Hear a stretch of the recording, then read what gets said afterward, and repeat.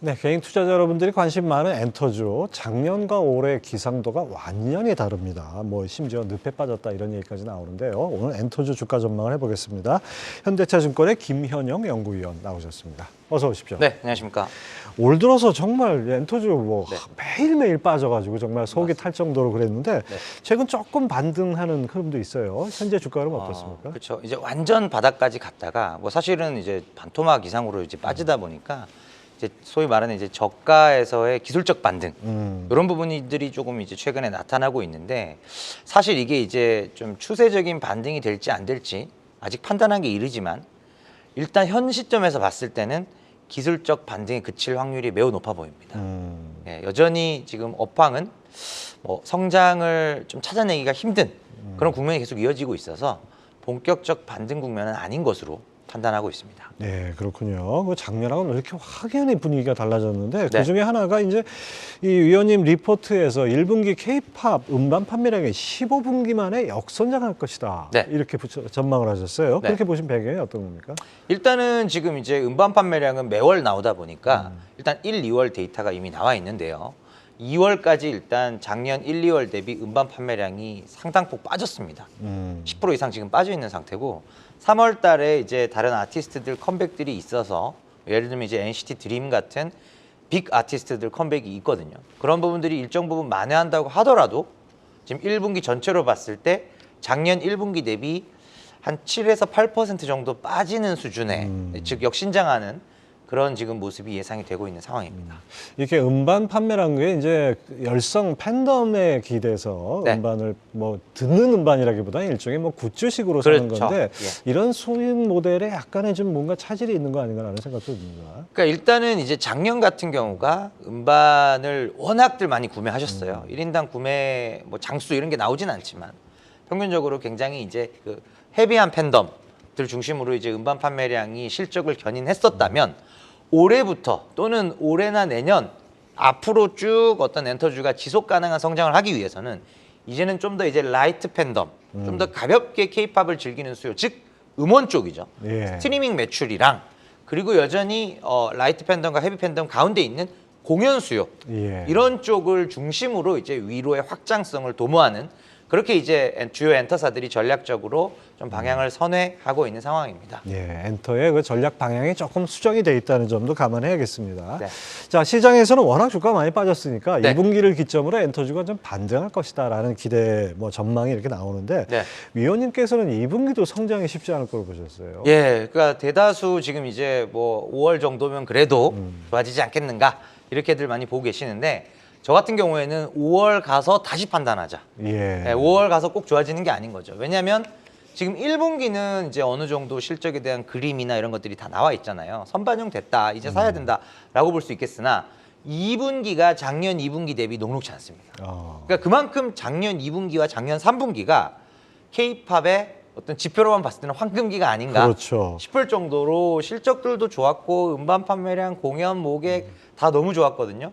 작년 2분기 숫자를 우리가 뚫고 성장해야 1분기는 역성장이었지만 2분기 다시 플러스로 돌아서기 때문에 지금 주가는 싼 게 맞고 사야 된다. 이 논리가 성립할 수 있거든요. 이제 베이스가 너무 높네요. 그냥. 너무 높아요. 네, 작년 2분기의 베이스가 매우 높고 이는 1등 주인 하이브에서도 지금 예외가 아니라는 것이죠. 예. 작년 2분기 하이브의 음반 판매량만 분기에 1,450만 장이었습니다. 네, 분기에. 세븐틴만 분기에 820만 장을 팔았어요. 그래서 이런 부분들을 이제 올 2분기 때 뚫고 올라갈 수 있을지에 대해서 시장의 귀추가 주목되고 있는 건 사실이고요.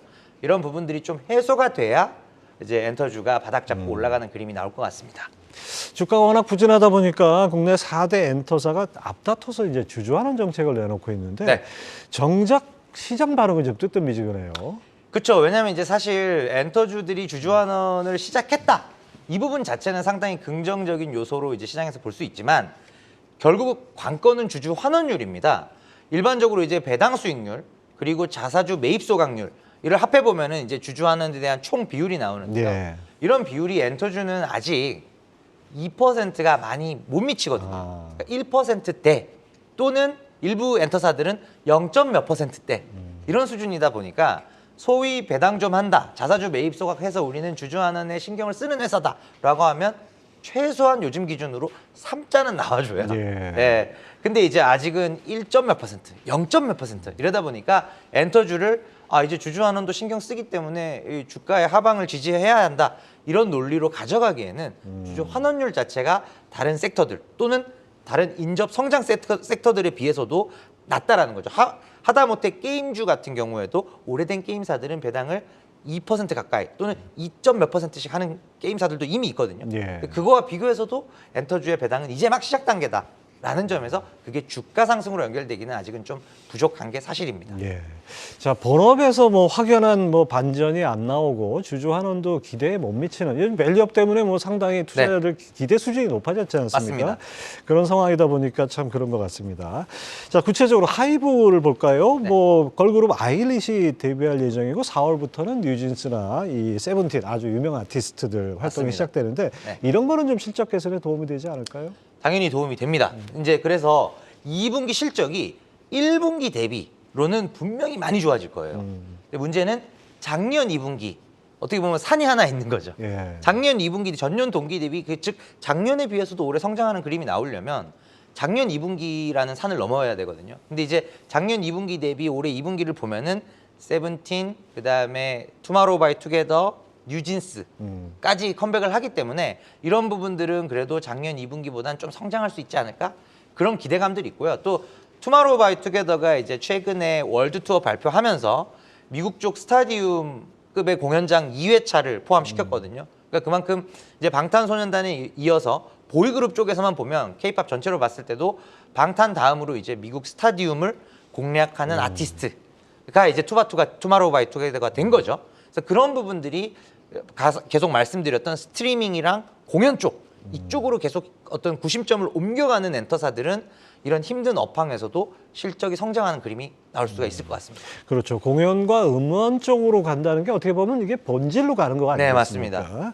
자, 그다음에 이제 하이브의 글로벌 팬 플랫폼 서비스죠. 위버스도 순항 중이라고 하는데 월간 네. 활성 이용자 수가 뭐 1,000만 명 선을 유지하고 있고 네. 그다음에 입점 커뮤니티도 늘고 있어서 네. 이제 드디어 위버스가 수익화되지 않을까 뭐 이런 네. 기대도 있어요. 그렇죠. 일단은 이제 트래픽 지표 측면에서는 일단 소기의 성과가 있었다라고 볼 수가 있겠는데요.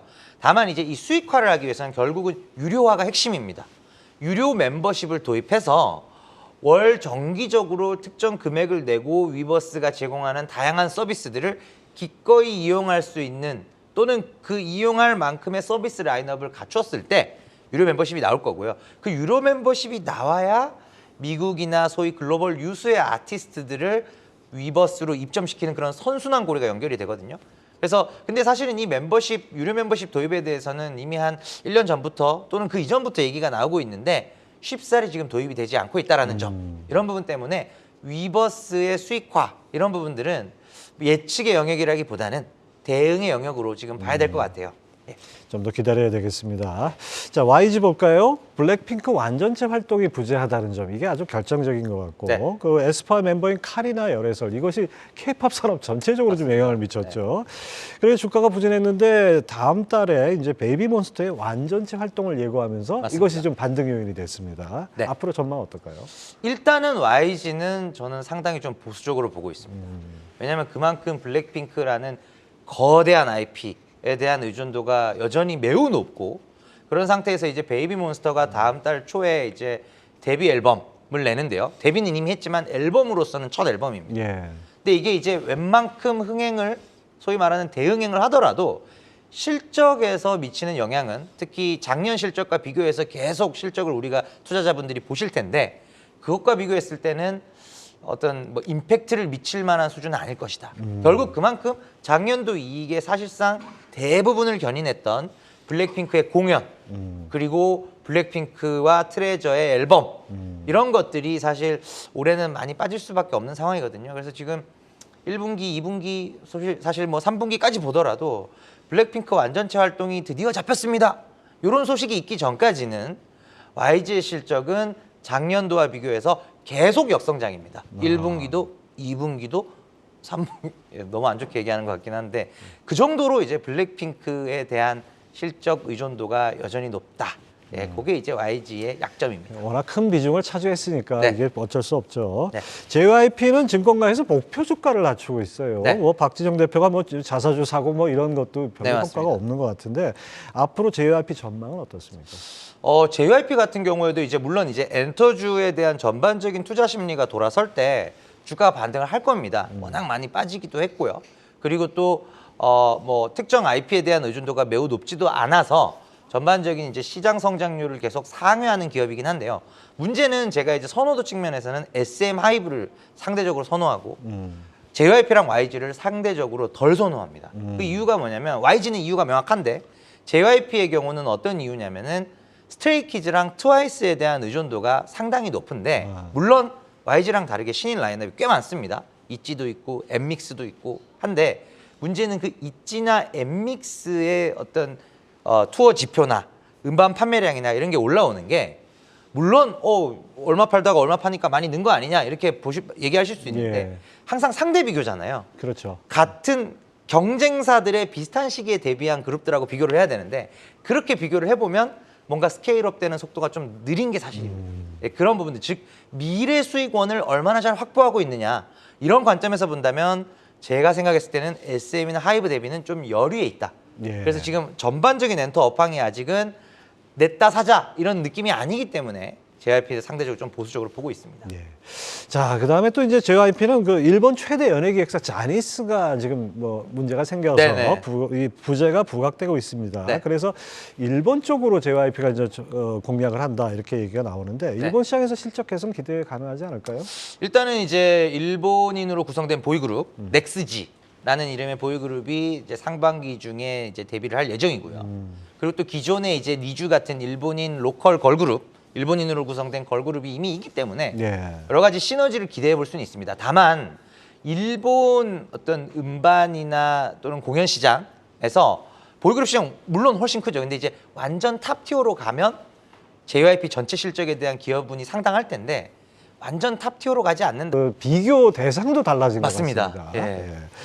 자, 이 상반기 이제 1분기 끝나가는 마당인데 엔터주 투자 전략 이거 어떻게 짜야 될까요? 사실 이제 진짜 고민이 많으실 것 같고 저 또한 이제 고민이 많은데 일단 저는 결론적으로 먼저 말씀드리면은 아직은 엔터주를 투자할 시기가 아니다. 아, 네, 조금 더 참으셔야 될 것 같아요. 너무 많이 싸져 있고 많이 빠져 있어서 정말 근질근질 하실 수도 있을 것 같습니다. 사고 싶을 것 같은데 일단 현 시점에서 봤을 때 1분기 시장 역신장이 예상이 되고 2분기는 플러스로 돌아설지 아닐지를 모르겠다. 이런 관점이고요. 그럼에도 내가 엔터주가 언제 튈지 모르니까 소위 말하는 초병을 세워놔야겠다. 예. 보초병을 세워놔야겠다라고 하신다면은 그래도 그 지표의 성장률이 좋고 밸류에이션이 제일 싼 SM 쪽을 일단은 조금 이제 분할 매수 관점에서 소폭 매수를 해 두셨다가 2분기 때 이제 지표들이 우리 하반기부터는 정말 엔터사들 다행히 플러스로 돌아서네요 라고 했을 때 SM과 하이브를 중심으로 좀 더 비중을 확대하는 전략 요렇게 말씀드릴 수 있을 것 같습니다. 네, 올 상반기는 조금 힘들게 가는 엔터주인 것 같습니다. 잘 대응하시기 바랍니다. 네, 지금까지 도움 말씀이 현대차증권 김현영 연구위원 함께했습니다. 말씀 감사합니다. 네, 감사합니다. 계속해서 다양한 경제 이슈를 알고 싶다면 구독과 좋아요, 알림 설정 부탁드립니다. AI 캐스터 권미정이었습니다.